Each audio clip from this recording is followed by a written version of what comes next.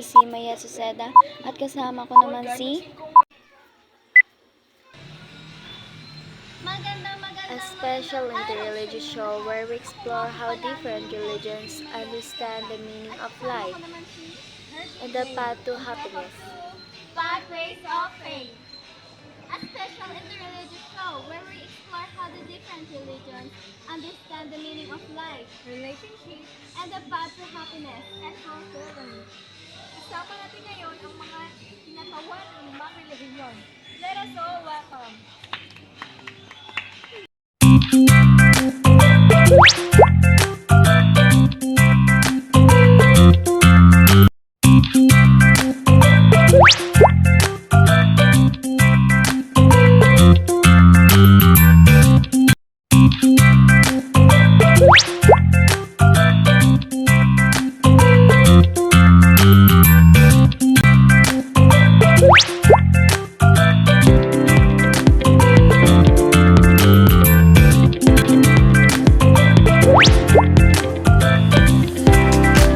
Handa na ba kayo? Simulan na natin ang unang talakayan.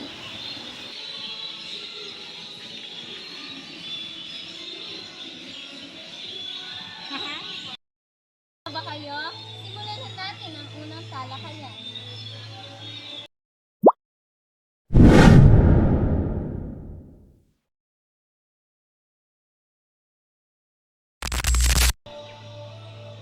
Unang tanong ko, para sa inyo, ano po ang kahulugan at pinakayapak na layunin ng buhay? Sa Hinduism, ang buhay ay bahagi ng isang walang hanggang siklo samsara. Layunin ng buhay ay makamit ang moksha, ang paglaya mula sa siklo na kapanganakan at kamatayan at pagkakaisa sa Brahman. Layunin ng buhay ay mamuhay ng ayon sa Tao. Ang natural na daloy ng universo, hindi kailangan kontrolin ng lahat.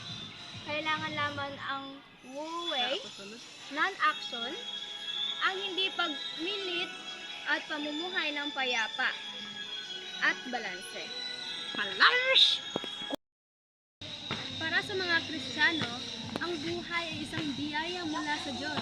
Layunin nito ang pag-ibig at paglilingkod sa Diyos at sa kapwa at makamit ang buhay na walang hanggan sa piling niya. Ang kahulugan ng buhay ay pagtulong sa iba upang makalaya sa pagdurusa.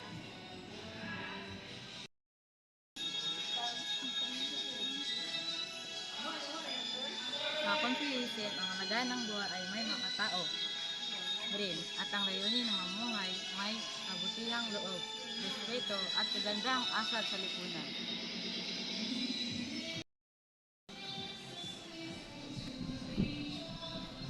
Maraming salamat sa inyong mga kasagutan. Talagang napakarami naming natutunan sa inyong mga sinabi.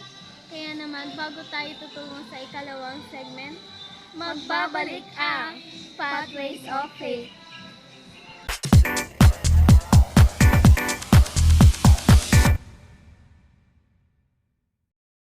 Nothing like I've ever seen. It's just a thing of beauty.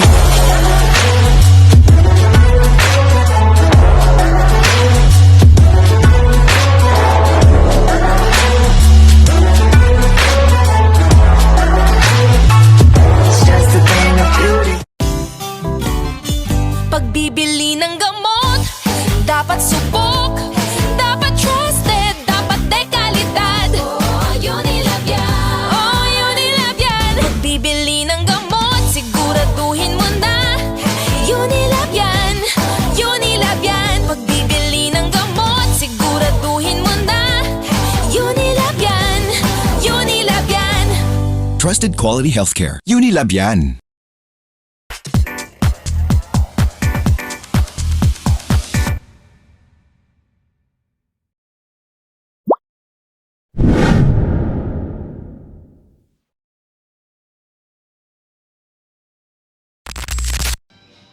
Maraming salamat sa iyong paghihintay at nagbabalik ang Pathways of Faith. Napakayaman ang mga pananaw ninyo at tama nga ang sinabi ng aking partner na marami kaming matutunan mula sa inyo. Ngayon naman, Paano nyo naman po bibigyang halaga ang sarili, pamilya, lipunan at kalikasan? Ang sarili ay nilikha ayon sa wangis ng Diyos. Ang pamilya ang unang simbahan. Mahalaga ang pag-ibig sa kapwa at may responsibilidad tayo sa pag-aalaga sa kalikasan bilang katiwala nito. Yate, ano? Pamilya ang pundasyon ng moralidad. Pamamagitan ng filial piety, paggalang ng magulang. O natuto tayong igala ang lipunan. Ang kalikasan ay pinamamahalaan, ngunit dapat sa paraang makatarungan. Ang sarili ay dapat makahanay sa kalikasan. Huwag labanan ang agos ng buhay. Ang pamilya at lipunan ay bahagi ng balanse. Kung may disharmony, mawawala ang daloy ng dao. Ang tunay na sarili ay walang permanenteng anyo. Lahat tayo ay magkakaugnay. Man, bahagi ng banal at mahalaga ang Dharma ang tamang gampanin sa pamilya. At lipunan, ang kalikasan ay sagrado, itinuturing naming banal ang mga ilog, bundok at hayop. Muling magbabalik ang Pathways of Faith.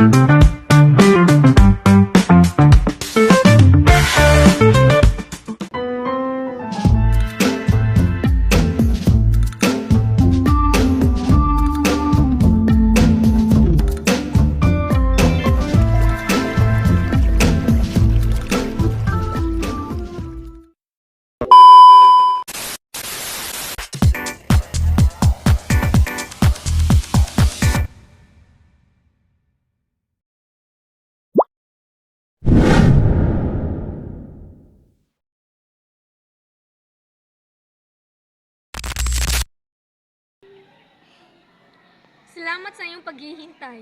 Muli, nagbabalik ang Pathways of Faith. Sa huling bahagi ng ating talakayan, paano niyo nararating ang tunay na kaligayahan at kaganapan sa buhay?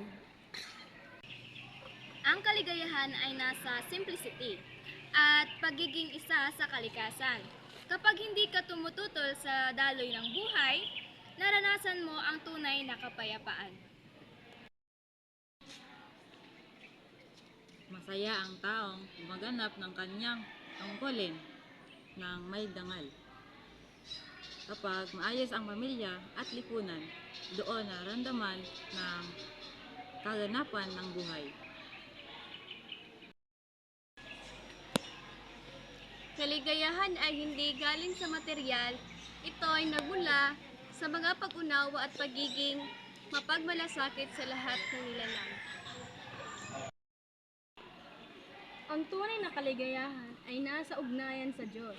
Sa pamamagitan ng panalangin, sakripisyo at pag-ibig, natatagpuan natin ang layunin at kagalakan sa kabila ng paghihirap. Maraming salamat po sa inyong napakagandang pananaw. Sa kabila ng pagkakaiba-iba ng ating mga paniniwala, iisa lang ang ating layunin. Isang makabuluhang payapa at masayang buhay para sa lahat. Hanggang sa muli sa Pathways of Faith. Paalam po at pagpalain kayong lahat.